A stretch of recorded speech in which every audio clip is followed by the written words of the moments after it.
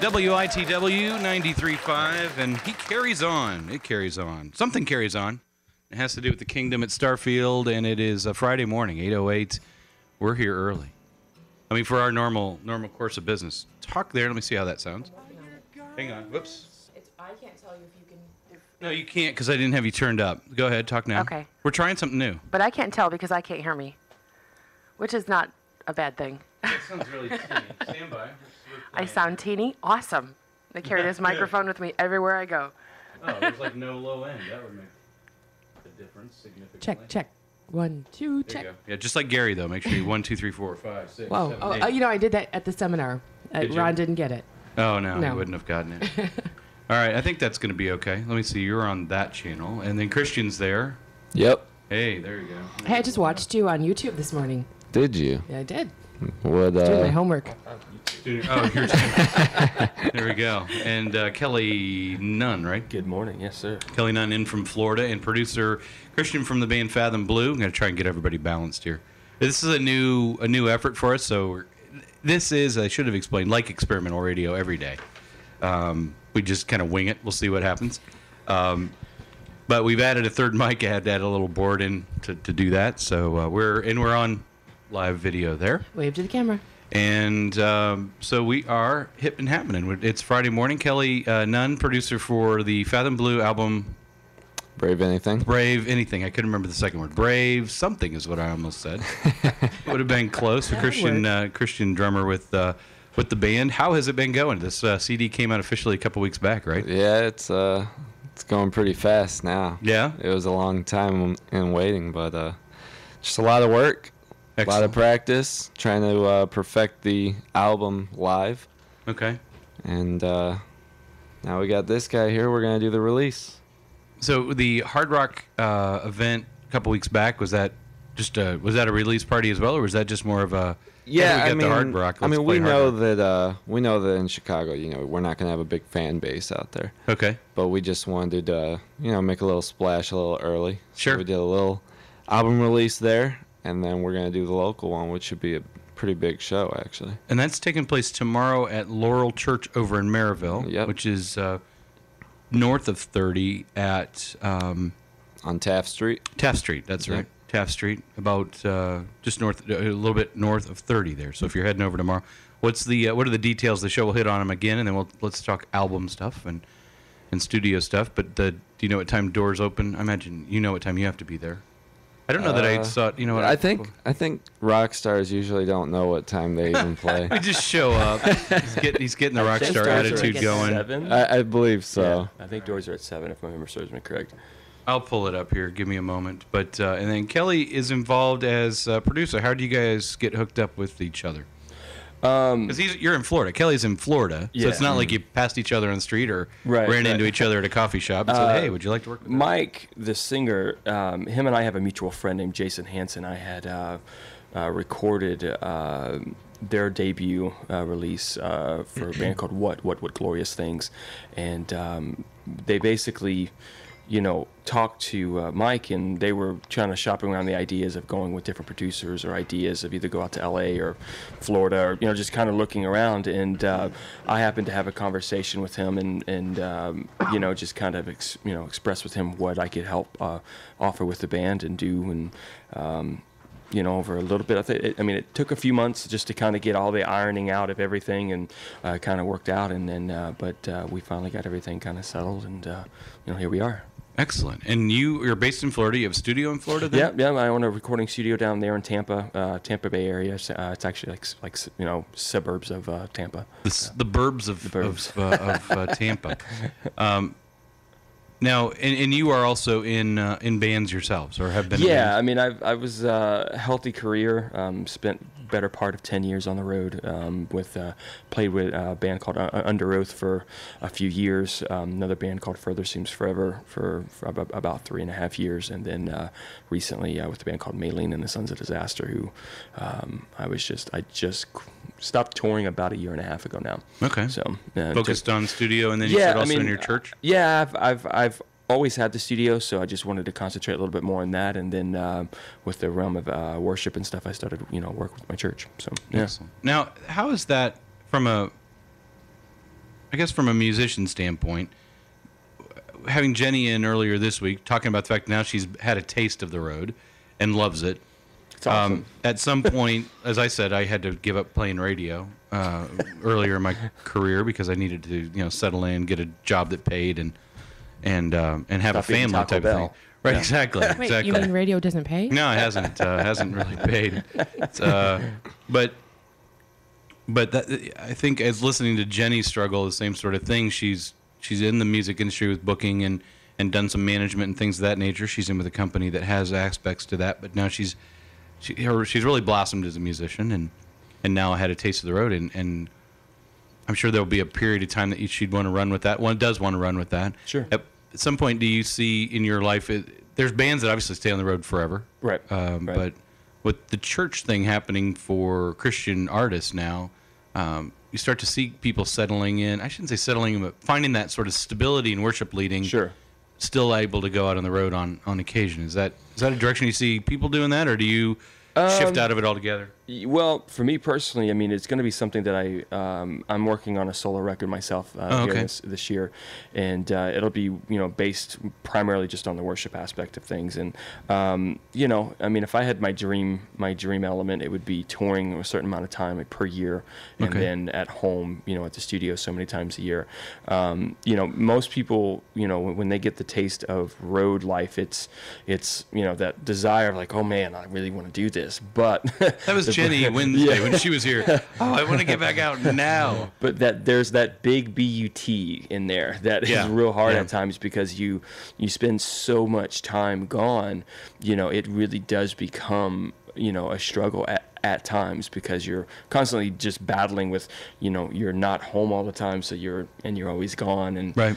So there is an element of hardness that is there that you have to kind of deal with, but it's a great thing. I mean, any musician, I tell them, I'm like, you got to at least try it once. Sure. Tell me if it's something that you really really enjoy, and I love. So that's Kelly Nunn on WITW 93.5, joined by Christian. I forgot Christian's last name.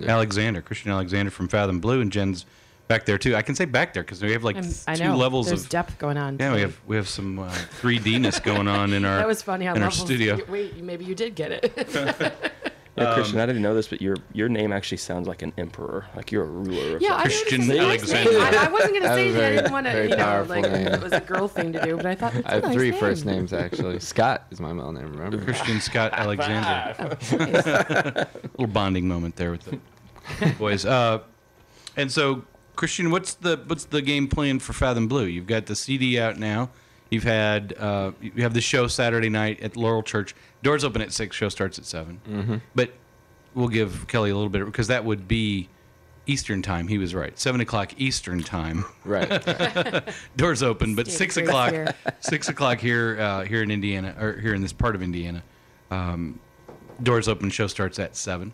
What's the game plan now that you all have the CD under belt and it's available or will be available to the masses here starting tomorrow night? Where do you go from here? Well, other than our bigger live shows that are coming up, we're working on a rap album. Working on a rap album. Yeah. Really? No, I'm just kidding. No. No, we know gotta. today. You never know. Yeah, you don't. Wasn't it? Who was the actor who just Joaquin Phoenix? Didn't he? Joaquin do did the rap album? the documentary on his That's rap hilarious. No, Oh, yeah. He really did one? Oh, He well, did. It was kind of he like Spinal attempted. Tap-ish. Yeah, yes, exactly. This sort of mockumentary of something that didn't exist. It was pretty funny. It was a mix Well, and between rap and Johnny Cash. I heard. Yeah, yeah. Well, It and was he pretty went interesting. way over the might be top. kinda That's when he cool. went on Letterman, and he was like this real stoic guy and didn't Right. talk at all. And he's, from what I understand and what I remember of him, he's not like a big gregarious guy anyway. But he came out like fully lumberjack bearded yeah. and like didn't talk the whole interview. And supposedly Letterman wasn't in on the joke. I mean, and so Letterman's trying, and he said nothing. And I mean, it got to be. There's like one word's like, Yeah. So tell me about yourself. Hi. Yeah, I was just. I mean, that was it. I mean, it was kind of awkward. Real, and Letterman's just getting irritated as heck toward it. I mean, Letterman's not that good of an actor. He could not have known. He could not have acted as mad and as just like you could see it building. It was. He went on one other show and did, but he rapped and then he'd go sit and do nothing. And so it's just some He weird. wrapped all decked out like a lumberjack. That that just makes like sense? big Kinda not- jacket, big Yeah. beard, hat. I mean, it's Kinda almost a like when it's like a Starburst commercial. Yeah, he It's a went all juicy natural. contradiction. It yeah, was he's just all over. yeah, it was weird. It was very almost like when interesting. Garth Brooks did that flip thing, and he was like what was his character? Chris He had some- Gaines, I think is what it was. Right. Yeah. Some Yeah. crazy Not like privy to pop this. singer or something like that. So they played it all the way out. But anyway, yeah, kind of strange. So you guys are going the rap route too, then, and grow Yeah, big lumberjack beards and.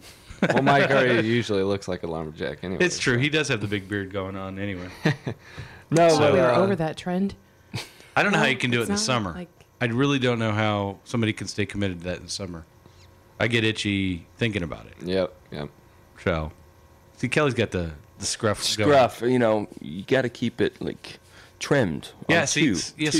You still have to. Manscaping. See, two's Yeah, you good. still have to- Two's good. It's important. Anything longer than that, then it really starts to bother you. So Yeah. I can't do it. I've gotten past that. I don't. Maybe a couple days, and then I got to. What is that all about? Is it like there's some level of manhood you reach if you can grow facial hair, Yes. or Yes. you don't? It actually oh wait, is no, like I it's just- kind of like I didn't- like you feel like you're like I'm a man today. Yeah. When I was in college, finals week, that was like, oh, we're not going to shave for finals week, and when it set apart people, because there's Yeah. guys that could grow a beard in a day and a half, and there's Wow. guys that didn't look like they needed to shave at the end of a week. They had And patches. so, yeah, of it'd hair. just be like, boop, boop. You're like, almost wow. goofy. Yeah. So like strange hair like sticking out over here, and it was just like, oh, what the heck? That's the longest hair you got. So, but so you've got some live shows scheduled in the area. Are you guys hitting the road at all? Well, we're not really hitting the road yet. We got Six Flags coming up in the summertime. We got Metropia Festival. Which is what? I guess it's a Of new, all the festivals, I've not heard Metropia. it's kind of a new independent type artist bringing out the best from local scenes. But Okay. it's a big festival actually in Chicago, New York, Dallas. It's a new one. I guess they're Oh. trying to do like South by Southwest. I was gonna say, is it what- sounds South by Southwesty. Kind of what they're trying to do with it, I think. Yeah. It sounds like Batman would MC that event. Metropia, nice. Now, so they're holding it. Is it simultaneously in each of those towns, or is it moving, kind of like a Lollapalooza deal? I think it's a moving. Okay, I would think. I'm not sure.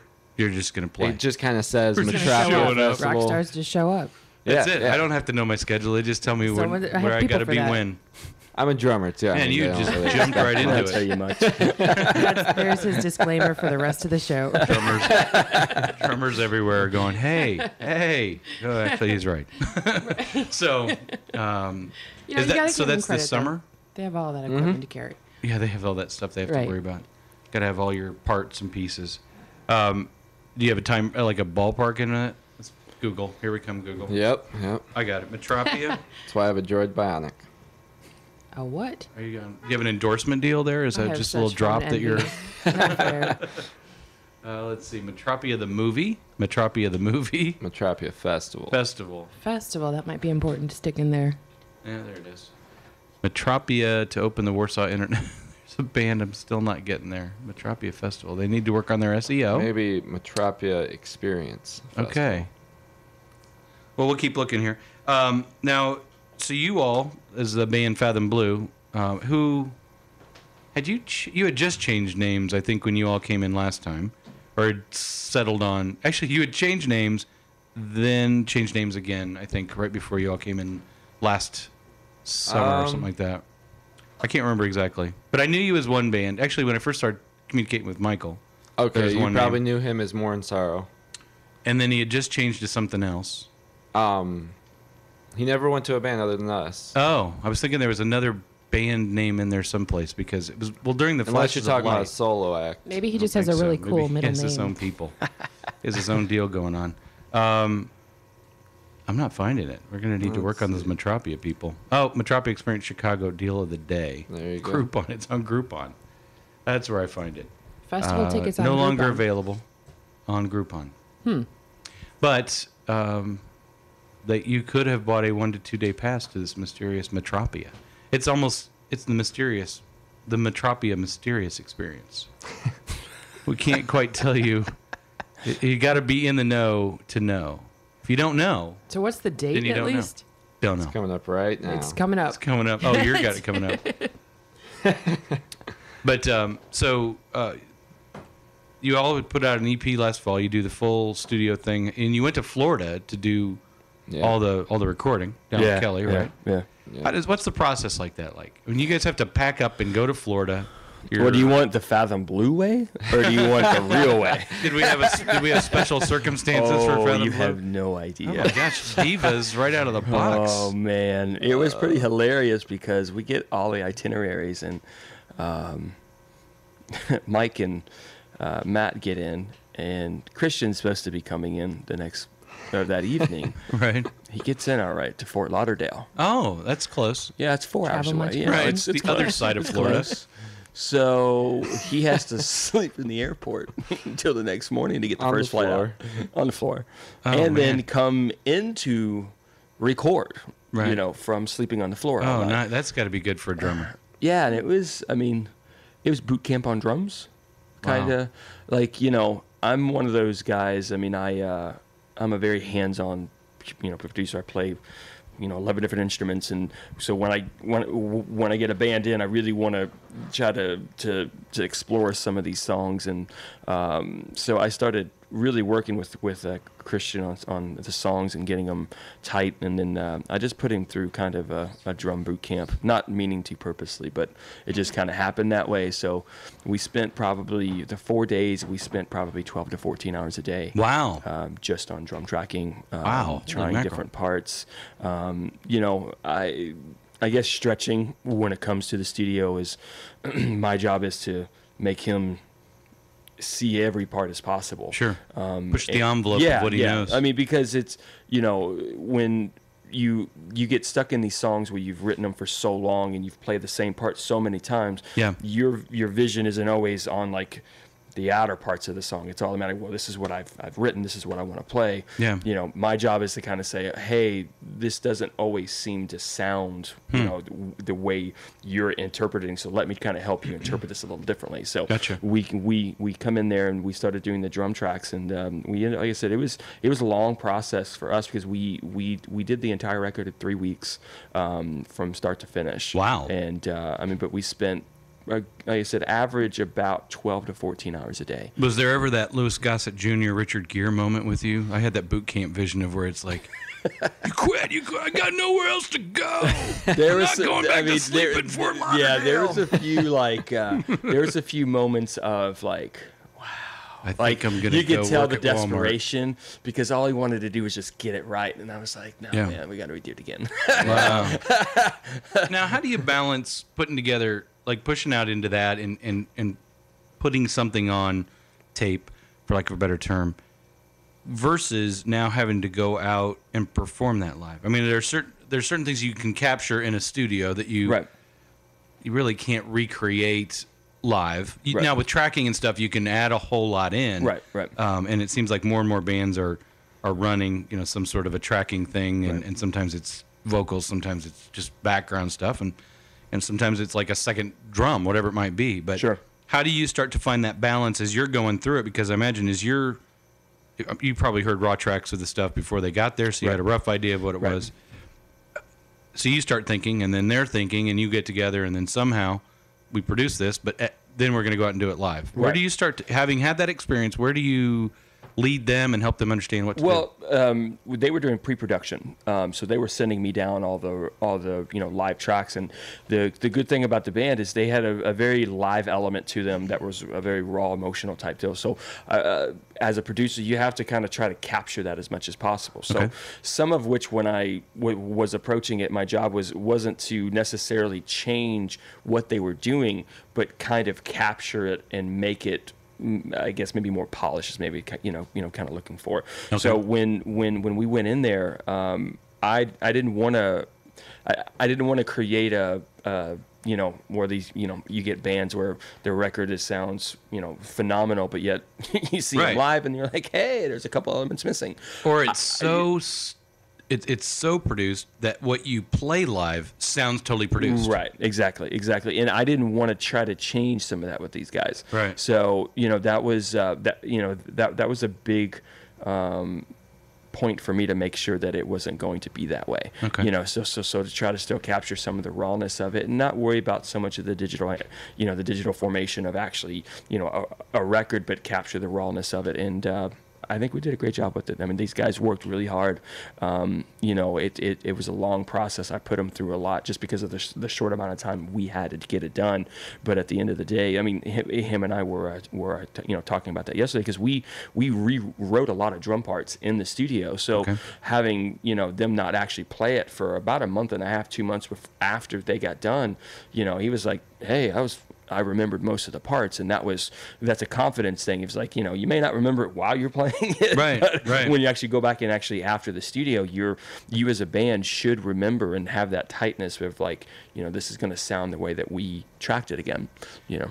As a drummer like that, to be put into new areas and then have to come back, and at some point after that, you just got to get away from it for a little bit, go back to Fort Lauderdale and spend a couple of nights in the airport, sunny Florida, but. Now, how do you go back and start to practice for that live reproduction? You know what? The whole, you know, just starting from the beginning, we worked so hard and brainwashed ourselves on the songs that we wrote. Mm-hmm. And then for a drummer, I mean, it's almost pure muscle memory. Mm-hmm. So once I got down there, even though they're not the most complicated parts in the world, it's very hard for me to just switch up. Morning, Terry. You know, when I hear parts of the song and I'm doing a totally different beat. And it was really hard, but once I got back, we took about a month and a half off, and I came back and I knew just about every part. Okay. Didn't even practice it. Do you take tracks back with you and you just play back along to try to repeat I'd that listen process? to them, yeah. Okay. And a lot of my drumming skills just come from beating on the steering wheel. Nice. Me too. Or my head against the wall. So then, do you all come back right away and start working on how this is going to play out? You start thinking set lists. You start thinking, how do we take what we've now produced and what we know prior to that, and also know what our fans expect, or what you know, what we want to put out there? How do we now start to replicate that in a live show? Is that where you go from there? And then you break out the big video screens and Right. Yeah. I mean, we tried to perfect, you know, what was on the album. Okay. And then just kind of work a little off. I mean, we want to play the songs and let people recognize them. Sure. And then just go off into the Pearl Jam-esque jammed out sessions. The jam session. Was that the? I'm trying to think of the line from. I've got Spinal Tap on the Brain this morning, I guess. Stonehead. What was when they did jazz fusion? We break into a jazz fusion. Yeah. That's it, jazz fusion. So then, now, you're a different band coming out of that experience. Definitely. You have a record label that you have accountability to in this whole process too. How much did they have? How much does that weigh over your head, Kelly? And then how much do you all have to do? Do they give you confines to stay in? They sign you as a certain band. Are there limitations that you have to stay within, and you all have to be aware of as well? Yeah, I mean, with I'm talking. I should use names Kelly and Christian. With the negotiation process, they called me. I mean, I was been blessed to be able to deal with some of that stuff in my career, and wanted to be able to help these guys out. So within the negotiation process, we wanted it to make sure that all elements were being taken care of. They had their success, and wanted to make sure that wasn't being taken advantage of, because most labels nowadays, I mean, you have to sacrifice a lot to be able to be a part of that, and to be blessed with a label. Yeah, exactly.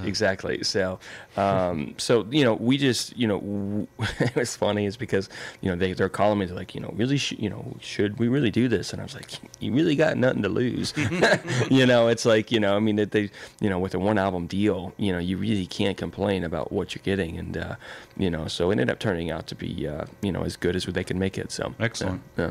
And from your perspective, does that change your thought process about, okay, we've talked to these people, they think we're this. Do you feel hemmed in by that, or is there enough comfort in that situation? Like I said, record deals aren't what they used to be, and they're not necessarily as yeah, I mean, I think the reason that we went with the smaller label too is so we'll still have the freedom to do what we know we can do. Okay. We know we're going to go somewhere I don't know where exactly, but Maybe we're to the just local gonna. Walmart. That or the Fort Yeah, Lauderdale yeah. Airport. I'd like to play in the mall, somewhere. Nice. No, but The L. Have you been to Find a O'Hare? place under the air. Yeah. How are the floors in O'Hare?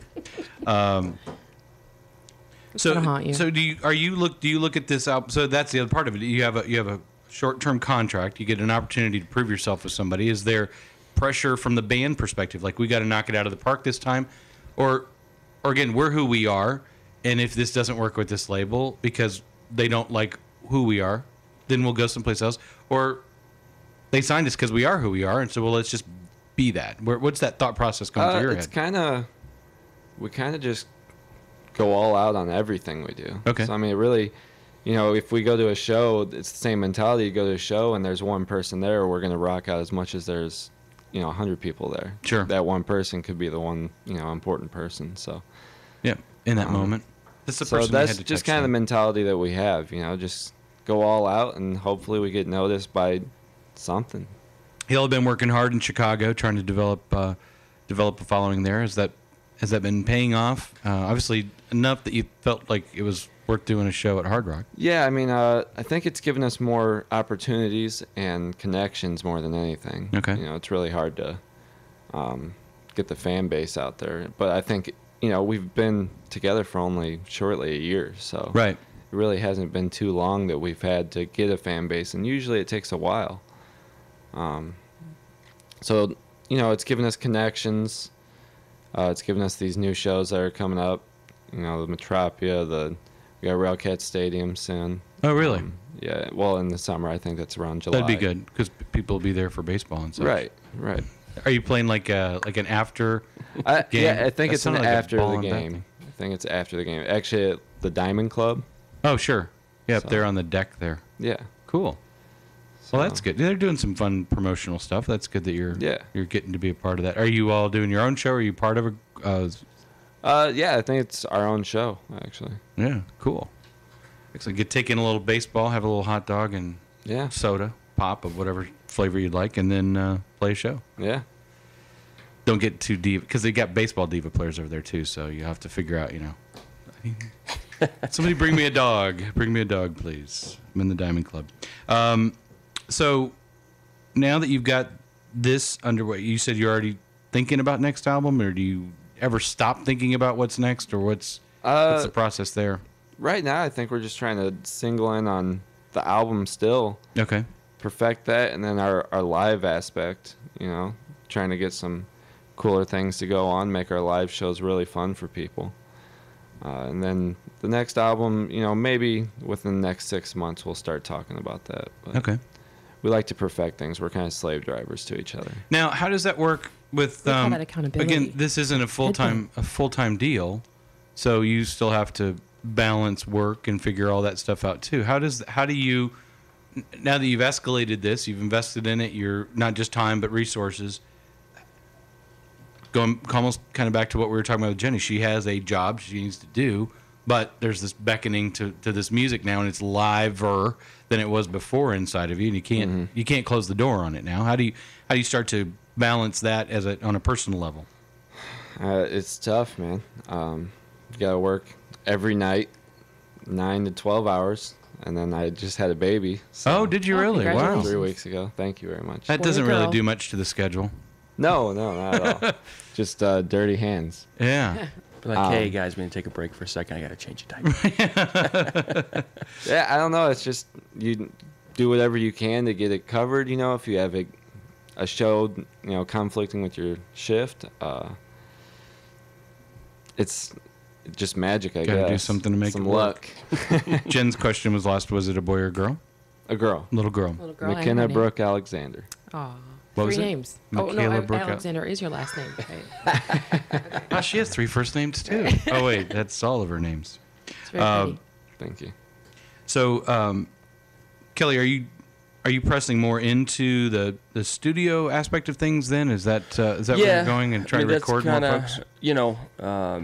I've kind of taken my time on the road and did all that, and I have a family at home.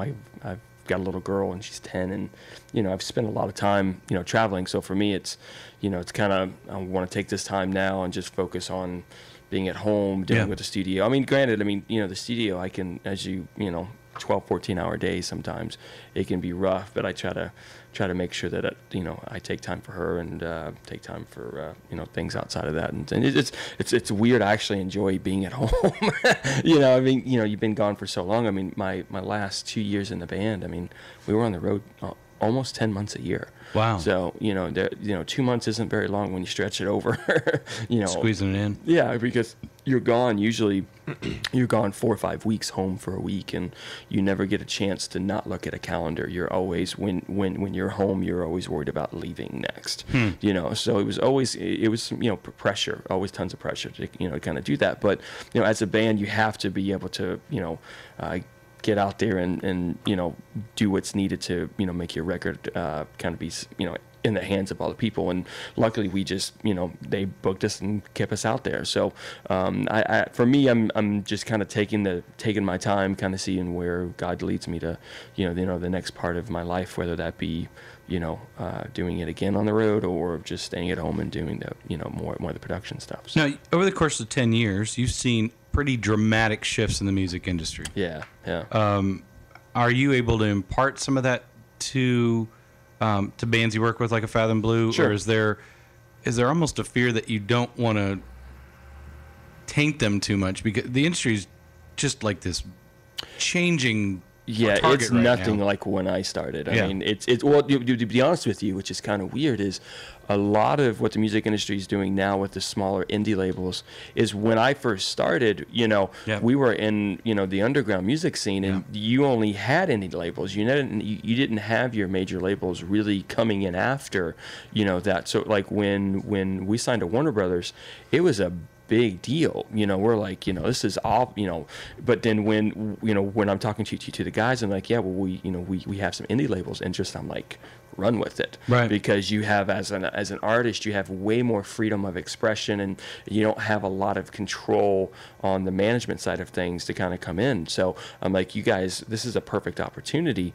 so I kind of coached them and told them what to expect, but also in the end, like, I need to warn you about some of these things, because bands get get their get taken advantage of, and you get stars in the eyes. You sign bad contracts. People, bands do it all the time. The biggest thing that people forget is it could be a Christian label or not. It's a business first. So they have to make money. So it's you kind of have to just be smart about business, see the right people. Like I have an attorney at the studio and stuff, so him and I, deal with all the contracts and stuff. So we constantly are making sure, like, guys, like, this isn't correct, or hey, like, we need to change this, like, because we had to go back 2 times during the negotiations to change things, because it's like, we want it to fit everyone's needs and not just the label's needs. Well, and I think the other thing that I've watched happen is the lack of major label development. Right. That's gone. Right. It is. And it's more of a, hey, what can you bring to us mentality,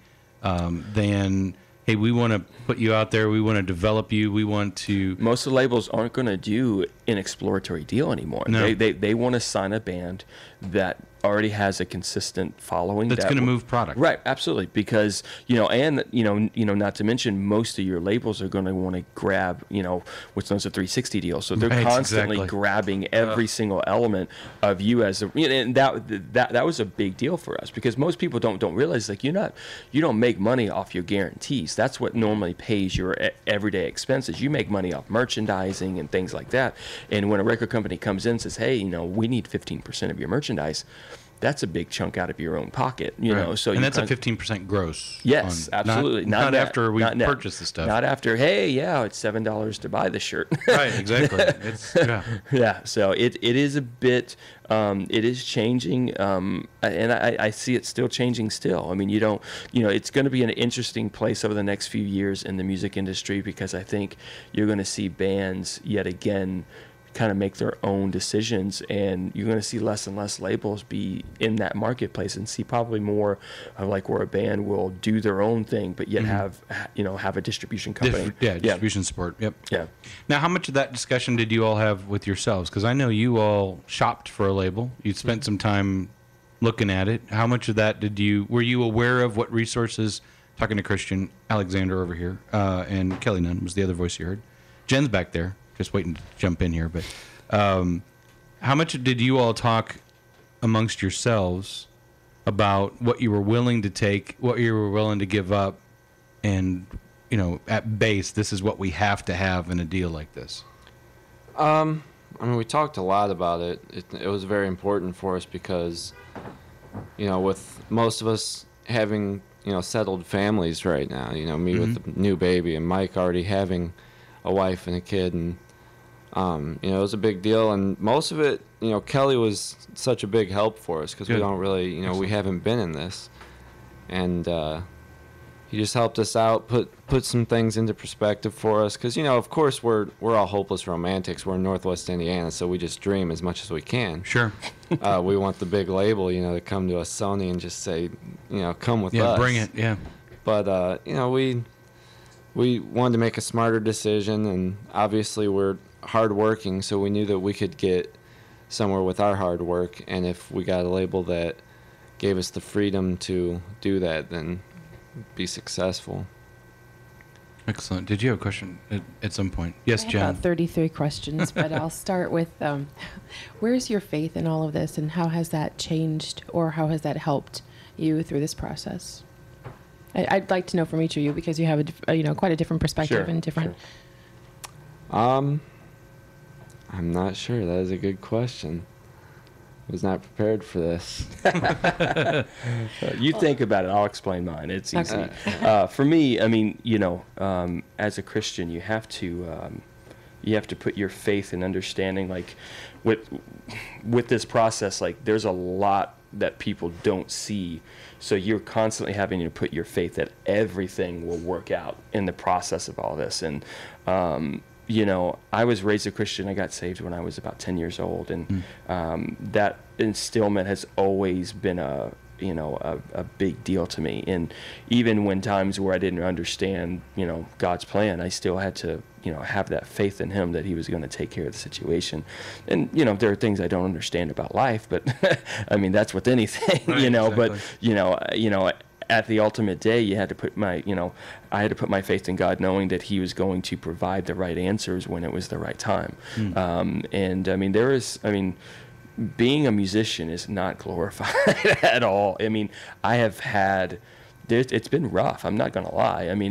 You are constantly under a lot of pressure, to succeed, but then you're also under attack a lot because you're out there trying to make a difference in people's lives. And, those elements inside of it, the first thing that, the enemy wants to attack is your family. It is hard. I warn these guys from the get-go, because I'm like, guys, you gotta make sure that your home life is intact, because if you start going on the road, this is the first thing it's probably going to become attacked. Yeah.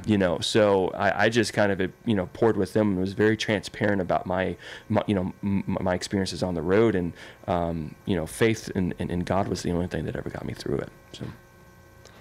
Did we give you enough time there? Yeah. Impromptu question. I think that one of the biggest things it's done for me is that when I started out with just being a musician and playing drums, it was, at my family's church, and that was kind of the way I worshiped. And it was very spontaneous and emotional and spiritual, and then transitioning to a rock band, it's a very different feeling, and you get a very different spiritual outlook on things, because I've always used music as an outlet to worship, and now it's kind of it's a little bit more practice. It's not as it's very like emotional, but right. It's more like work than just, going and worshiping. Right. So I'd say that's one of the biggest differences that it's had on me, and it's a very spiritual effect. So you mentioned being a rock star before, early in the show. Uh-huh. And, I think that there's a lot of misconception about, I know there's a big misconception about this industry. And you just mentioned that you started out worshiping at church. Mm-hmm. And you know, I mean, at least in my head, I have this big stage, and you know, it's the thousands of people out there. You know what I mean? Like, that's my image of rock star. And how do you handle that notion? I mean, eventually, and maybe God will bless you. Maybe that's going to be your position, your role. Maybe not. Maybe it'll be smaller. You know, 150 people, somewhere in the middle. Sure. But at some point, how do you maintain that God gets the glory? Not, I mean, you're still up. You're up there. You're still worshiping. I would imagine you're still giving in your heart. Or how do you protect your heart or guard your heart so that people don't start, the worship doesn't become about you and your talent. Right. Well, first of all, when I think of a rock star, I just think of people being late and eating crazy food. Awesome. I'm a rock star. I mean, we Good one. I like we that. I'm gonna practice use in that the one. garage. So I mean, we have lights. I mean, we'll have, you know, the Christmas lights and Fruity Pebble Christmas lights, and once we turn the lights off and those lights turn on and we're in the garage just rocking out, I feel like a rock star. Awesome. So you know, that's what I think about that. But I'm sorry, what was the question again? How do you keep it with you and God? How do you keep it and not get? I mean, it's an ego check thing. I mean, it really is. Yeah. That's Right. that's that line. Well, I mean, I think all of us in the band are really humble, and we don't really look at it. When we think of it's our art, it's not something that we just want to make money off of. And I've always had a tension in different ways, you know, being on the worship team when I was 14. But I mean, it's a touchy situation. Everyone's different. I don't know how I would be if we did somehow get more fame. I don't really have much experience with it. I'm sure Kelly's had a little bit more experience with it. Really, I mean, honestly, it's surrounding yourself with the right people. I guess if maybe having an accountability partner, having the people inside the band have accountable to each other. That's a huge facet with that because pride can be the downfall of most of the situations, and you have to consciously be aware of that it isn't, that there's a slippery slope to that, because you can be an artist who is just out there playing music that has a faith-based, situation, but then you also have people out there that are looking at you because of your position, and it's a I don't want to say it's a catch-22, but it can be. You have to consciously just be aware of it, and I never got that whole thing of like, hey, I'm a Christian, but I'm gonna go out here and I'm gonna be a rock star, and I'm not gonna like you, because you know what I'm saying, like you have that persona of a rock star that hey, he doesn't want to, he's too cool for school, or Well, I think we've all known some of those. Yeah, I mean, folks they're that, they just they're have out an air there, about them, unfortunately, yeah. regardless of their faith, yeah. or their talent. They're out there, unfortunately. there, So yeah. I never wanted to be that guy. You weren't the no brown M&Ms guy. I was in red, the writer. red and green. I only want red and green M&Ms. But if they had a brown, I'd eat it. It's there cool. you go. There you go. Well, that's like one of the famous writer things, and having promoted, and you look at these writers, man, I'll tell you what, it'll make your head spin. Yeah. But part of it is, and I talked to Gabe actually from Seven Glories, the one that sort of let me in on the trade secret, if you will, that sometimes you put things in there to make sure people are reading it. Yes. Because there will be times where you go to a show and they will have a 12 mixer board or 12 channel board, right. and a couple of speakers on sticks. Right. It's like, yeah, we need more than that. Yep. and they really do need more than that. It's about professionalism. right. And You're hiring them to do a show, and then you're telling them to go do it in a shoebox. now, funny story about this is, and I'm going to tell these guys to do something fun. It's making sure they read it. We put clown shoes on our rider. Really? And to this day, we only had one time where someone actually bought clown shoes. It was the Red Letter Rock Festival down in San Antonio, I think it was. Yeah. I think last year when we did it was Red. Red was headlining, but they bought the clown shoes. Really? And I'm like, you're the only person that's ever bought these Gotten that things. I far mean, into like, the it was writer. kind of a joke, you just like kind of whatever, but They actually bought the clown shoes, which was hilarious. I remember calling the band, because they give you a band contact, and I said, can you explain this? Because it looks like you had conflicting power needs. Sure. And they go, well, what's it say? And I told them, and they said, we don't need that at all. And so I don't know. Normally they've genericked it so much that they can plug into anything. They just want an electrician there so somebody didn't get zapped. But, it's like 4-phase left. It's like, I don't know electricity, but where I've done this show for 2 other bands, this doesn't sound like anything I've seen. But, same sort of thing. There's somebody's sitting someplace producing a writer. The band has some input.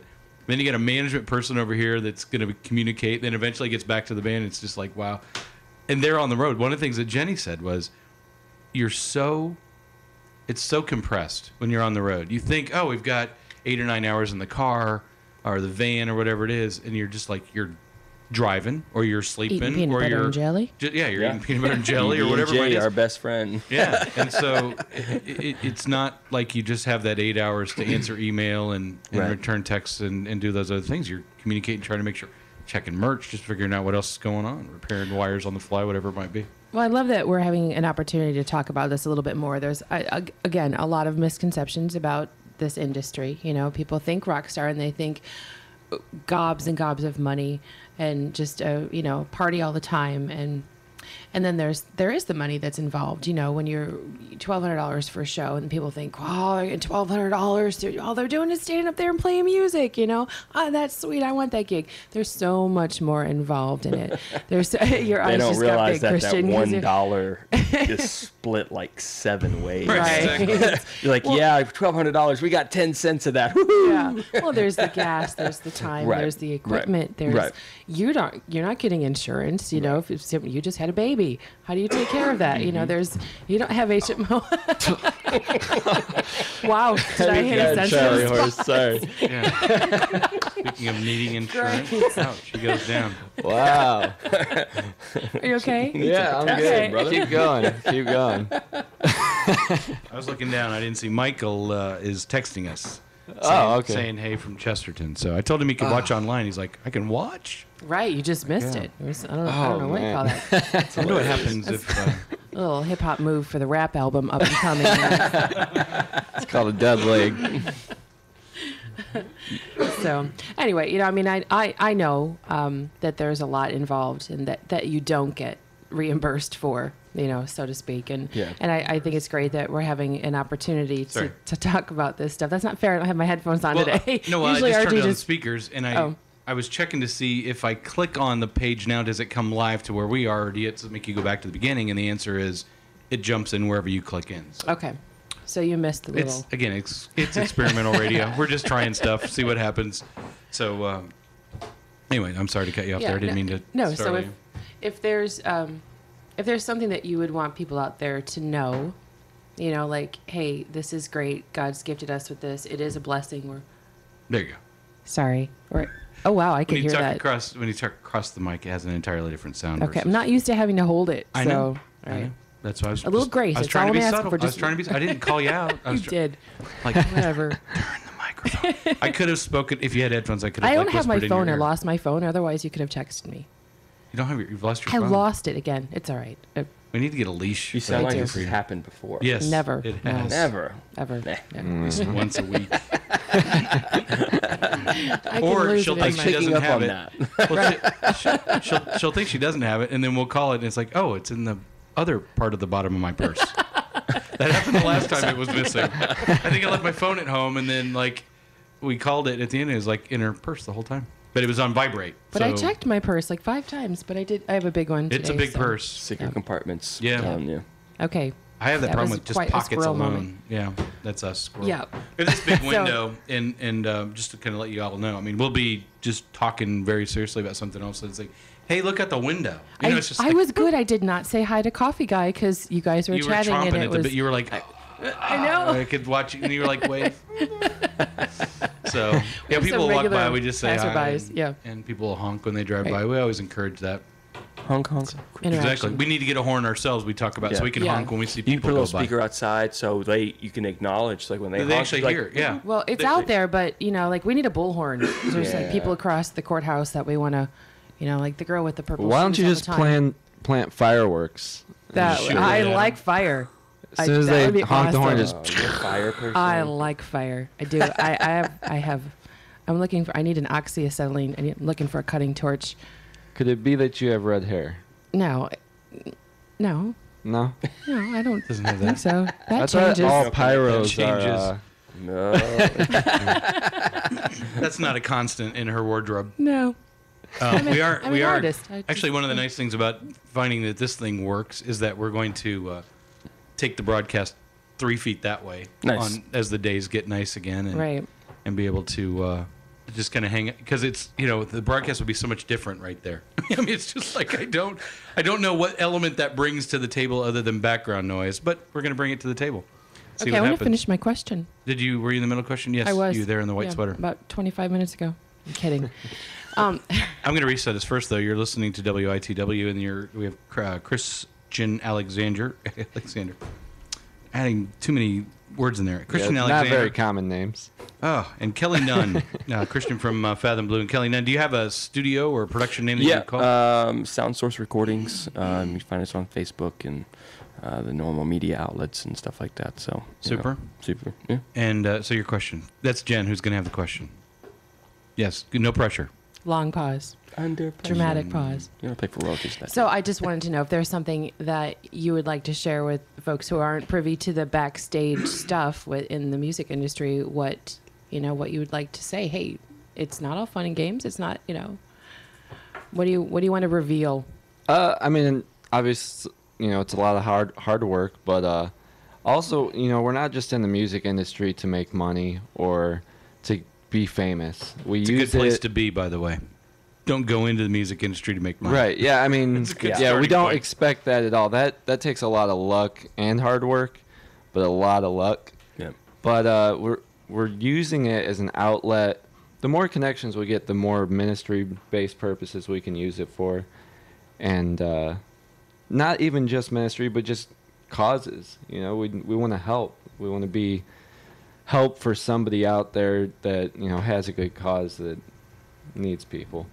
And that's what we're using music for and our art for, because it's more than just money and fame. So I would agree with that. I mean, it's at the end of the day, if you're following the passion that God's instilled with you, it's not about the fame. It's not about the money. It's about changing the world for the better good, and you have to consciously remind yourself, why are you doing it?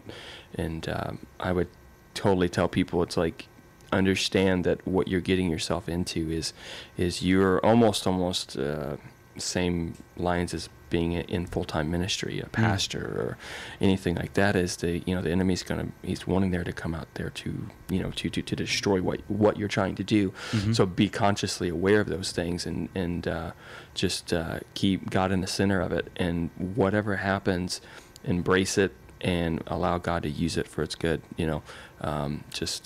It is a hard thing. I try to tell everyone, man, you understand what you're getting yourself into, because it is a challenge. But I think at the end of the day, as long as you're faithful in God, God will be faithful in return. So good morning to Michael, who's now watching, and you're listening to WITW 93.5 LPFM. Valparaiso. To kind of go into that gray area, though, because people see it as a ministry, and because you'll have people who want to do good things, going almost back to that writer conversation, there is still that balance where you have certain requirements that need to be met. You'd love to do, there's only so much time in the day, there's only so much you can do, and it costs money to get places. And I think sometimes I remember working with bands, and then in the promotion side of things, people would come and say, hey, do you think someone would just come and play a show? And because of the level of expectation you have when you go to a show, you just can't walk in with a guitar and just start playing, because people have a raised expectation. Maybe 5 years ago, 3 years ago, when you first get together, you guys can get some folks back in the backyard and it's just a party, and you can still do that now. But if you go to somebody's place, there's now like, oh, we're going to a Fathom Blue show, or we're going to UnderOath show, whatever it might be. You can't just roll in like I do the radio show. sometimes 5 minutes before, sometimes 3 minutes into the show. I'm just pulling in and, getting things set up. Pushing those buttons. Yeah, I was here a whole 15 minutes early today. That's I was the early earliest I've ever been for this radio show, so I could get this set up. So, but again, that same sort of thing. That how do you all have to be aware of that expectation, and that's that backlash. That's that. I really do think it's the enemy working on people to try to discount you, and then you've got to deal with that stuff. How do you learn to deal with that, and then how do you pass that on to the next? I think a level of professionalism. I mean, I can remember certain instances where we had a promoter call us and was like, "Hey, would you mind guys dropping your guarantee?" And we're like, "No. I mean, it's not that we don't want to, but this is what we have to deal with." It's like, well, this is a big Christian festival and it's an outreach, and we want to, try to, help more. And I'm like, I get that, I understand that. Unfortunately, we negotiated this contract for a reason. We have to support our families just like you do, and that there is that fine line in that gray area that where people sometimes want to take advantage of that. Unfortunately, they think just because you're in the Christian market or being a Christian, hey, you need to do this for free, or you let God bless you through doing this for free. And it's like, yeah, but there's also the common sense of, hey, I have bills I have to pay. Exactly. You know what I mean? You just have to. I think for us, we didn't have to deal with that too much, only because our booking agent handled it, our management handled it. There was a few instances where, and some of that came from the friendship pattern, where that friendship mode where we were, friends, either with the promoter or with the people that we were dealing with. And but yeah, most of the time you really don't have much of an issue with it. It does sometimes come up, but very rare. Well, and now flip to your situation where you're still doing probably most of your booking. You haven't hired a booking agency. You're doing your own stuff. So you have to deal with that stuff straight on. Is that you see that? Have you sort of thought through how that's going to happen if that comes about? What's your as you all grow up as a band? Yeah, I mean, we've played most of our shows free, obviously. But even people who said they were going to pay us still took advantage, and we still played free. It's God will bless you for that. It's a touchy subject. I don't know. I mean, and Mike takes care of most of the booking anyway. Yeah. So, he takes care of all that stuff. It just it's a cruel world out there. You're not going to make money in this, especially starting out. And moving forward, we just got to, like he said, we got to keep it in perspective that, we have bills to pay. We have, if I was to go tour, I'm not going to have insurance for my child. We have to make money somehow. And we just have to keep our foot down. It's not that you have to ask for too much, but just ask for the necessity. Right. Right. Excellent. That is Christian Alexander, and you're listening to WITW. Kelly Nunn with us as well. Kelly, how long are you in town for? You're up for the show tomorrow night, I'm assuming? Yeah, I'm here for the show, and then I'm actually going to go down to Louisville. It's not Louisville, it's not Louisville, it's Louisville. One syllable. That's right. Right. Congratulations to them. Yeah, they beat somebody last night, didn't they? Michigan they beat Michigan State. Yeah, that's big Louisville fan. I grew up there. Oh, are you really? Okay. Yeah. So I'm going to go down there, spend some time with my grandparents, and see some family and stuff, and just a couple of days take vacation, then head back home and start working on some new. I've got a couple projects that I've got to go down there and finish, and next month start a new record. So. Excellent. Your busy. Own or another record? No. It's a busy time right now. Holidays were slow, which is typical, and then come January, everything starts pushing back, trying to get these guys finished up and got all that done for the record. And now we'll start pushing ahead. I've got like 3 records scheduled within the next 4 months, so which is good. I think that's something that people don't understand. They think, hey, I can buy a software package and play into my computer and turn around an MP3 in 3 hours. Yeah, it's not that It's a little bit different when you're doing it at a professional level. What are the things, like you said, they had to record live tracks or playthroughs and or control tracks, whatever it is that you'd use that term, and send it down to you. You have to listen to it. You probably kick back some stuff and say, what about this, what about that? And then you said there was 3 weeks down there? Yeah, Is that 3 weeks of recording tracking, time? yeah. And that's just tracking, and that's you sitting in there playing and then playing it again and playing it again and playing it again. And then, everybody putting down control tracks and then going from there. So whatever amount of studio time there is, and that's going to vary depending on negotiated rates and how much you're paying for and things. But what happens after that then? Now the band goes back home. Mm-hmm. You're sitting there with a big pile of digital mess, bits and bytes, and trying to, we've got this piece over here, we've got that piece over there. Yeah. What's your process from that point to create mastered versions of the songs? Well, you have Not to master. Wait, there's a step in there, right? You have mixes and then right, mixing and mastering. Yeah. The first thing you have to do is set up the element of what you're trying to achieve on the record. Do you want more atmospheric, or do you want straightforward? Or each song has their own elements, so you kind of have to look at it and kind of a best perspective I can think of is thinking of like a cake. You have I like to think of cake. Yeah, you have the foundation of a Cookies are cake. evil. The flour, the egg, the normal consistencies. You mix them together and then you put it in the oven, and so there's all these tricks to this. And I did, I think the first song we mixed, I think I did 20 mixes on. Different mixes, different sounds, and I sent them so many. I mean, it was probably overwhelming for a little bit, but that's just one song. Yeah, exactly. But the reason you do that is because you have a constant element of referencing. So you always want to referencing the song, and hey, I like this element of this one, but I like the dynamics of this one. So you constantly change them, constantly doing things with it, and at the end of the day, I mean, it took us right around 4 months, 5 months to get it mixed.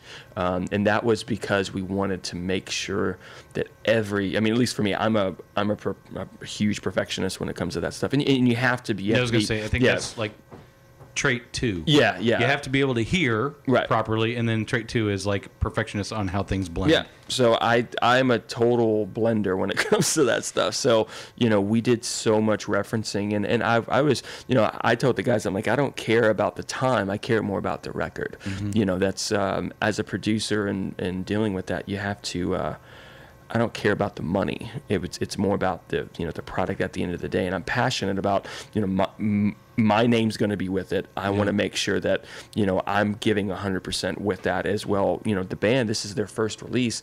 I want to make sure that they, as an artist, are being shined and being able to say, hey, I love the production, I love the sound, that everything was created great, and that's I get that question a ton of times about, hey, can I just do this at home?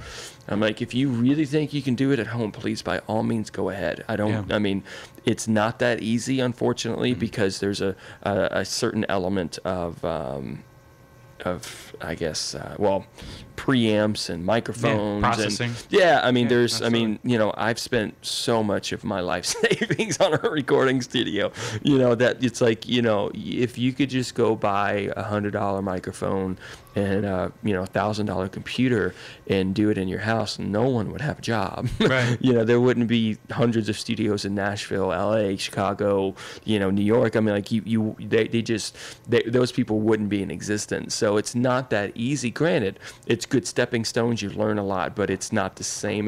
There's a whole different element to it. I think Christian would probably understand that a little bit more because, coming into the process, no one really kind of knew what to expect, and going into it, it was a completely different feeling. And, it's challenging. Like I guess I just pushed, because, with the other producers that I worked with, they challenged me. They're like, if you're not confident in your playing and what you're writing down, you can hear that. Oh. So if you're not 100% on it, then we're not going to track it. We're going to make sure that it's 100%. So you have to get to that place of challenging someone to be able to get down the perfect take. What was your expectation going in? I mean, did you have a feel that it was going to be like work to be down there? And kind of, I mean, we thought we had like the perfect product that we were giving We've got Kelly. this down. We're going to roll. We're like, man, he'll take it all. He's not going to change anything. One take Christian. We're Fathom Blue, And I thought that because, I mean, we did our EP, so right. And I did most of those in like one take, and we didn't splice it up at all. It was just one drum take, and we put it in. There's value in live, man. Right. And and then I go there, and I had 3 days to record, and then I start from 7:30 in the morning till 2:30 in the morning, and I didn't expect it not at all, actually. you know. So what were the other guys doing? Sleeping. They were watching me and saying, "Why can't you get this drum roll?" All it is do do do. And I'm like, I don't know. But then did you get to say, why can't you get this riff, man? I wasn't there to do that. I wish I was. Yeah, you wish because you would have had sweet revenge. Oh yeah. Oh yeah. Definitely. Like, hey, yeah, keep playing that part. It's not working. Two things you have to take into account when you're producing. Then, do you think, okay, I've got these mixes, but now I've got 7. I don't know how many songs are on the CD. Do you think I've got to have? Can't have complete randomness to the CD. There has to be some flow, but we want to have some show of breadth. Sure. And the second thing is there's still an element of I've got to prep something in case we want to go to radio. Right. I mean, I don't know how radio is looked at in the music industry from anybody other than, all the crazy artists that are actually getting paid. Sure. Because radio is such a phantom thing now, but it's still the primary way to get music out. Sure. Very closed, but still there. So how do you balance that then too? And had you mixed for radio in the past? Yeah, I mean, what I had done is when I listened to pre-production, I kind of already had an idea of what I felt personally before I brought it to the band of what hey, these are the singles that are probably the strongest ones, and we need to focus on kind of getting those songs polished and ready to go. And then you don't have to have, on some of the other songs, you don't have to have those elements of the polished radio sound, you know. So which, by the way, every person I've ever talked to, not to cut you off, the band always has an entirely different idea of what's the radio single. There's the band's like, oh man, this is the song, and then they get to the producer, or they get to the label, and the label's like, no, we want to go with this, and they're like, that's the song we hate the most. We didn't even want to put that song on the album, and now you want us to take it to radio. But it's funny that I have not talked to a band where that hasn't well, taken to be honest place. with you, it didn't happen that way. Oh, really? Yeah, with these. I was just going to say, we were kind of intentional about really? which songs that we knew were going to, have go radio to radio. possibility. Yeah. It was pretty simple. I mean, there were certain songs that you could just hear, like you're like, wow, that would sound good on the radio, or excellent. You have that kind of element. But yeah, it was really simple. I mean, I think it was 4 songs. I think at the end of the day that we were like, these 4 could potentially be the radio singles. And then when they sent it to the radio guy, he's like, yeah, this is the one these are the ones that we feel the same way about. And cool. so it worked out well. Well, what is it that you're looking for when you're determining, this would transfer well? I mean, right now, you have to look at the industry and you have to look at where it is. And right now, it's cheesy pop stuff, So that's kind of what we went with. Something with cheesy pop sound. Good quality music. Yeah, right. Call it the Cheetos category. And right. But I mean it just keep it simple and poppy. Well, it has to be catchy. Yeah. Catchy, there has to be an element of something there. I will guarantee you, people who work radio and who pick radio, it is more of a gut thing. Yeah. At that end, at the artist side, you can write for it, and there's elements of like hooks and things. I mean, you got to get to a hook. You got to have a hook that sticks. Right. But at the end of the day, people who pick songs for radio, it is like, I can't tell you why, but I mean, there are people who formulaic, well, because this is that and that's this. But it's just a gut reaction. And then I will tell you, this didn't exist when I was in radio before, but the focus groups that they have now, it's not the right term, but they have groups that they'll stick songs in front of, and then they rate them. Right. I'm like, what? Right. Really? I mean, it's like, it's gotten so Test formula. marketers, Yeah. And so now, like you're saying, it's cheesy pop. What happens is you have a formula, and it just keeps going like this. Mm-hmm. And so that box gets narrower because you've got this focus group that's going to rate it, and they, here's the listenability of this song, and here's this, and then they tell you a genre. Oh, now if you do this mix, now we can go to AC, and so now you go back and you have an AC mix and you have a CHR mix. It is the most that was the ridiculous. One thing that I kind of laughed about, is because there is a criteria level. Like song can't be past 3 minutes 45 seconds. There has to be there has to be certain time restraints for it, because we epically fail. Right. But that's one of, like, if you're going to shop a major single, you need to keep it within the confines of under those things. So you're then now restricted. Like, okay, do you do pre-chorus opening, then you do a verse 1, then you do a bridge, and then you do a chorus, and you know, understand, you're always formulaically making this work. And you know, that was the good thing is with these guys, they had already written, I don't think they even realized they had wrote most of these songs within those that dynamics, not even thinking about it. So trust me, we thought about it. Did you? Okay, well, good. Yeah, we were very intentional. They're cheesy pop at the core. Yeah. Well, I mean, Mike, you know, was in progressive rock, and so there's no like real I mean, he was just going crazy all the time. And once we got in this band, I mean, we were very intentional about saying we want to get on the radio, we want to get out there. So we knew, and he just studies up. Me and him, you know, 250, 3 minutes per song.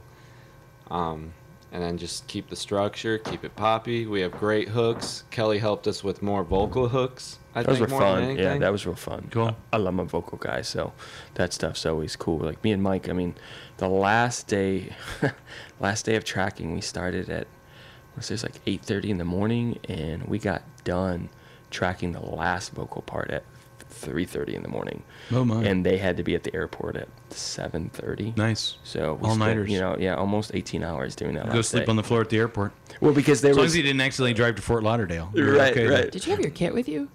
What's that? No. No, it was just you. Okay. I have my splashes though. He brought his splashes in. I was like, "You got splashes?" He's like, "Yeah, man." He's like, "All right, cool. We use them. It's fine."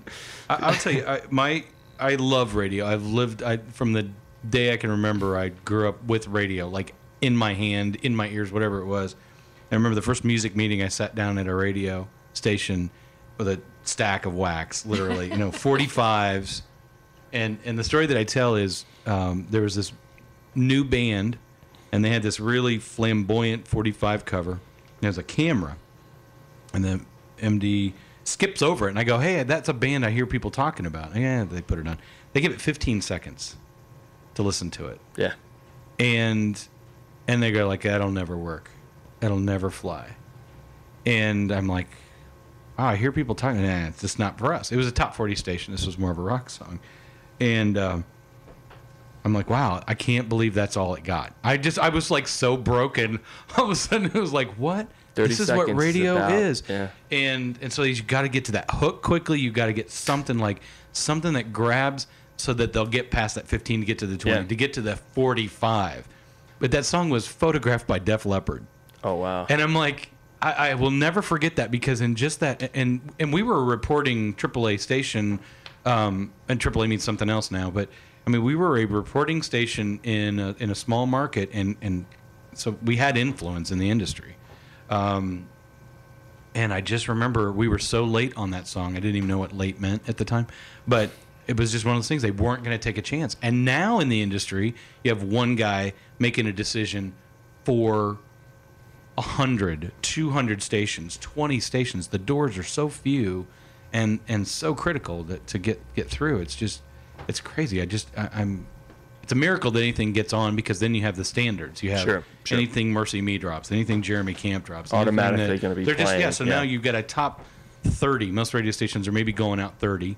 And then there are going to be some new songs, and half of it's going to be occupied by, in the AC side, people who are already there. Right. You know? Or songs they played for years, and Right. still So the standard of playing on the radio. Yeah. Radio is a really, I don't know, I was going to say touchy, but it kind of is, because and that's kind of where some of the radio industries had a problem with this is that expansion. Yeah. Like trying to be a new band, getting into it. I mean, we saw it firsthand. Our single, when we did with Maylene, Warner Brother pushed our single hard, man, and we got very limited response.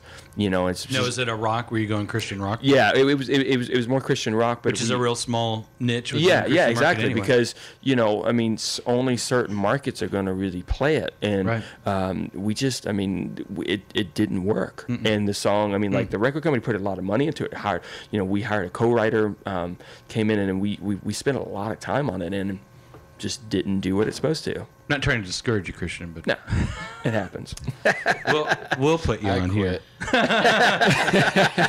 No, I will tell you, that's one of the things I love about this station is, and I just put this out on Facebook yesterday or earlier this week, about the fact that the song we played at the top of the hour is not charting anywhere. Well, It's in our top one? 10. Wow. The Kingdom. from Starfield. Is that Starfield, yeah, Whoa, yeah. Whoa, I mean, Whoa it song? is. Yeah, exactly. Love Starfield. It's It great. is. It to me, it has all the elements of radio, and the kicker for me is it's catchy. I also look at songs that I think I try to push out to churches too, because I think this is one that people could get. I picture congregations live Corporate singing worship, along, yeah. and it's not hymny. It's not over. I mean, it is like upbeat. It's going. It's a great lift me up song, and like I said, I got no restraints. There's a double-edged sword of not reporting. I don't get music service mostly, and yet I have freedom to play 50 songs Wow. in a current rotation. And so we play a lot of local artists. That's And we awesome. were playing Flashes of Light like as soon as I got it. Nice. And so from the EP. And so we've got people who've come in, played songs here in the studio. We record and play back, and so it's been a great sort of thing. But unfortunately, I think we're an island in an ocean the size of Atlanta and Pacific together. I just don't think there's a lot of other stations like this. We've got a benefactor that underwrites this whole That's whole awesome. deal. So there's not pressure on that. So it's great that way. So Have you heard we the love new radio. record yet? I have not. Man, we should. I know. buy a If CD. only there was some Wait, you music didn't bring a service. CD? I don't So have you one. gotta get I don't your- even have a copy yet. Very tight. I got to Very pick mine high up tomorrow. demand. Yeah, they're holding it close. Yeah, I'm planning to swing by tomorrow, so maybe I'll be able to get one then. But yeah, we're looking forward to getting one in rotation. Like I said, we've got Flashes of Light still in rotation, and there may be Which one one other is song. that? Flashes of Light. Yeah. Translate that for me. I And don't then, do yeah, names of backstory, I songs. always I'd be called like, it Flashes of that's Life. The oxygen Of song. life, That's really? Yeah, whoa, yeah, whoa, whoa, yeah. stop. Did you watch our YouTube video? I did, as long as the music internet video? signal stayed. Yeah, I love 'cause we that have the music music video. video of Flashes of Light on there. Yeah, it's awesome. That still doesn't help me. I need to They know tried the to do it lyrics. here. Oh, you weren't here. Rewind. That was like not the song for Michael to try to sing first thing in the morning. Like, hey, it's 8 o'clock in the morning and they're coming out. But I remember him saying, like, I'm going to try to gut this out, man. It was just like, because it gets upper register pretty Yeah, quickly. yeah. And Yeah, I and remember I tried to do he drove harmony. through it. Yeah. After the first one, I was like, I'll stay out of this. I'll stick on my That's bongos. hilarious. Yeah, radio performances in the morning never go well. No, it's mornings and musicians don't normally go well anyway. No. There's a lot of phone-in interviews for Yeah. morning shows. You can tell by the But, raspiness of our voice. good morning, like, everybody. Yes. Hello. So wow, don't you sing much higher than? Yeah. But there's these guys that have to. I remember I met Dawn from Fireflight. We did a show with her. She literally doesn't talk during the day. She Vocal mouths rest, words. She just. I mean, you know that instantly because she'll say. It's just like, oh, you're not talking. We have to tell Mike not to talk. Yeah. Yeah. Does that have to do with his He voice? talks a or lot you and just- he has you a just thing of honey and just...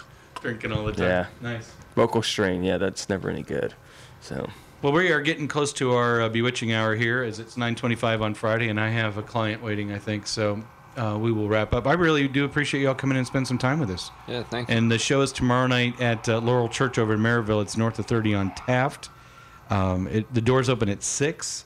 And if you haven't changed your watch, that is 7. And the show starts at 7. CDs will be available at the show then. Yep, CDs and t-shirts. Open to anybody. It's just wide open. Anybody can It's come a out free and- show, by the way. Oh, is it really? yeah. Just females, though. Whoa. What if, Oh, wait, I'm married. Whoa. if I bring was your my 2 daughter's name daughters, again? I can.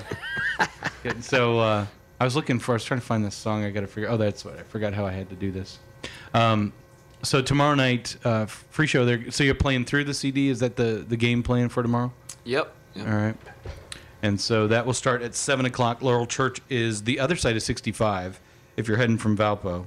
And I believe there's a light there at Taft and 30. There's Broadway, and Right. then there's Taft. Taft. I think it's a Walgreens on the corner there, maybe. And you turn and go north. Yep. So just trying to help people out. Just trying to be That's there for already people. if you go south, that takes you into Crown Point, right? Am I I thinking believe the that's same the road? next one. I think there's a. Well, I can't remember what's on the south side. No, you're still in the shopping area What there. is that, pool store? No, that's further down. Okay. That's 55.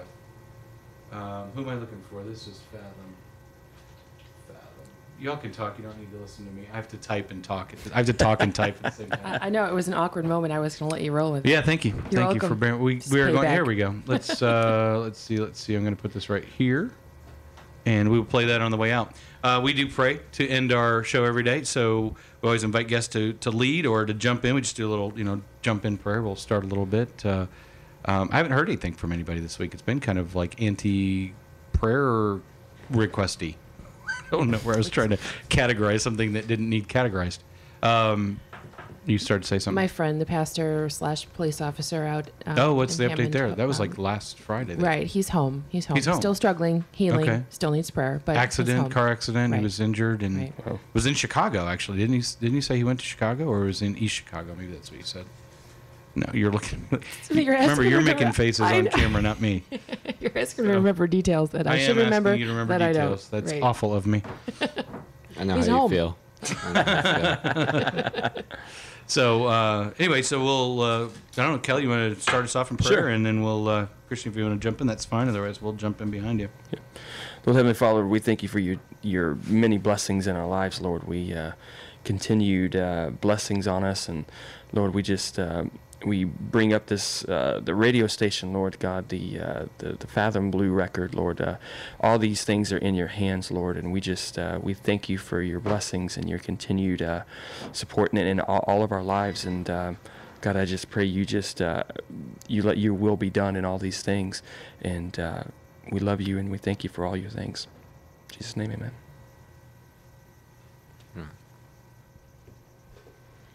Heavenly Father, we come before you today, and I just want to say thank you. I thank you for the gifts that you shower upon us. I thank you for the courage that you give the amazingly talented musicians that you have raised up, Lord.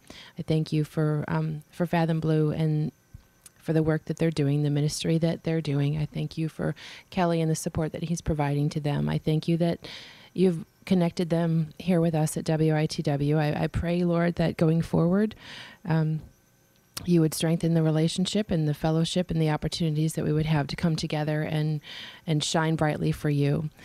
I just ask you going through today that you would be with us, that you would order our day for us, that you would continue to find favor upon us and rain down upon us with the grace that you so graciously gave when your Son gave his life for our salvation. Thank you, Jesus. Heavenly Father, I'm so thankful for the opportunity to be here today to spend some time with folks that you've given tremendous talent to, and that they use that talent to turn around and glorify you, not use it selfishly, not keep it to themselves, but to share it with others. And we hope, and I'm sure it's their prayer as well, that as that goes out, it reaches someone who needs to know you better, needs to know you personally, and that through the body of Christ, it is an opportunity for us to reach those that don't know you, that you're waiting to meet with, and through all of our mix of talents and capacities and experiences, we can lift each other up, we can lift others up, and eventually continue to grow the body of Christ and bring people to allow their talents to reach out to someone else who needs to know you. It's a continuous process. It's a growing process. It's an awesome process to be a part of, and it's just amazing to be blessed with some capacity to help others who can help others. As it's Friday and we head out into the weekend, we lift up the show tomorrow night, the concert at Laurel Church with Fathom Blue, the benefit that's happening over in South Haven. We just hope that people will come out, support music, and support people who are out there for you, and trying to raise you up, and in turn we'll all be raised up as well. Heading into the weekend, I always lift up pastors. I really hope that the congregations that are coming together, they can set aside the weight of the world for just a little bit, and they can be touched in some way. If there's a heart that needs to be opened a little bit more to hear your word, I pray that heart is in fact open, and that the word they need to hear will be fed through the Spirit, through the person who's talking to them, and that they hear it and they draw closer to you, because that is what you want. That is what we've been blessed with, and we know others can be blessed with as well. I thank you again for this opportunity, and it's all in your glory, through Jesus' name. Amen. Amen. All right. Well, thank you all for coming in. Appreciate it. You all have a great day. We'll head out with a little Fathom Blue, and we invite everybody to come out to Laurel Church tomorrow. If you're not able to make there, we were talking about South Haven Christians doing a show tomorrow night too, and there's information about that on our website. And tonight, I didn't get a chance to mention, Anna dropped off information about the Finding Peace Life Tree Cafe chat. It's going on at Lifebridge Church on LaPorte Avenue, and the subject this week is Finding Peace When Life is Difficult. I'm sure that's not too topical for too many people. It's been an awesome discussion group that's gotten together. It's an hour long. You can come in.